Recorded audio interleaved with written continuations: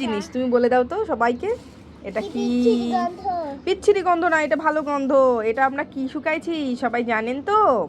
কালারটা অনেক সুন্দর আসছে না? সেদিনের থেকে মনে হচ্ছে আজকে ভালো আসছে।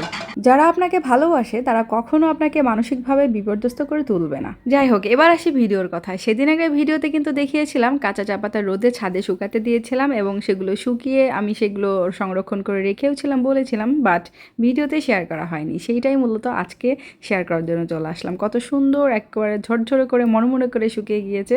অ্যান্ড সেই চা পাতা দিয়ে চা তৈরি করব আজকে, এবং সকালে এটা করেছিলাম। মূলত ভিডিওটা সকালেই এই চাটা মূলত আমি রেগুলার খাচ্ছি এখন। এটা খেতে খুবই ভালো লাগে। তবে মূলত এই চাটা অনেক বেশি টেস্টি করার জন্য যা যা উপকরণ দরকার ছিল সেগুলো আমার ঘরে আপাতত আজকে ছিল না, কিন্তু যা ছিল তাই দিয়েই মূলত তৈরি করে নিলাম। আমি এখানে দারুচিনি, এলাচ, তেজপাতা, লবঙ্গ, তারপর হচ্ছে একটু আদা থেতো করে দিয়ে পানিটাকে একটু ভালোভাবে জাল করে নেয়ার পর তারপর আমি যেই চা পাতাটা এনেছি সেটা দিয়ে দিয়েছি। দেওয়ার পর আমি একটু চিনিও দিয়ে দিয়েছি, যতটুকু আমি চিনি খাই। তবে অনেকেই বলতে পারেন গ্রিন টিতে আপনি আবার চিনি খাচ্ছেন কেন? আসলে কিছুই করার নেই, একটু মিষ্টি না হলে আমি খেতে পারি না। আর বর্তমানে আমার ঘরে যে মধুটা আছে সেই মধুটাও কেমন যেন একটু মানে বিটঘুটে গন্ধ টাইপের হয়ে গিয়েছে, এই জন্য সেই মধুটাও আমি এখন খাচ্ছি না।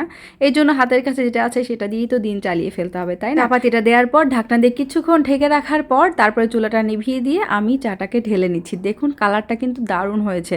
আমি কিন্তু বিভিন্ন ব্লগ ভিডিওতে, বিদেশি ব্লগ ভিডিওতে দেখেছি ওরা বিভিন্ন কালারের চা খায়।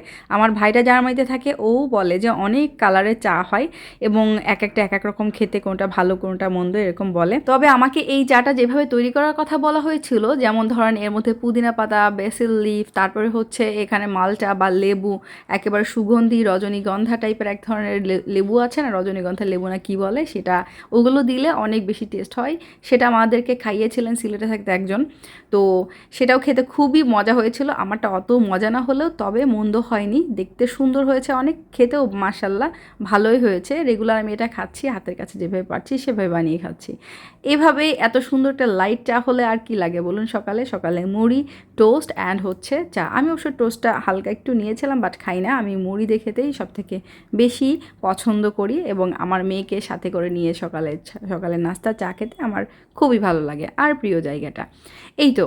জীবনে আর কি আছে বলুন তো? জীবনে যাই আসুক না কেন, যাই হোক না কেন, সব কিছুর সাথেই সুন্দরভাবে নিজেকে কমফোর্ট করে নেয়াই হচ্ছে জীবন। এটাই হচ্ছে জীবন, আসলে এইভাবেই সুন্দর হয়। এই তো।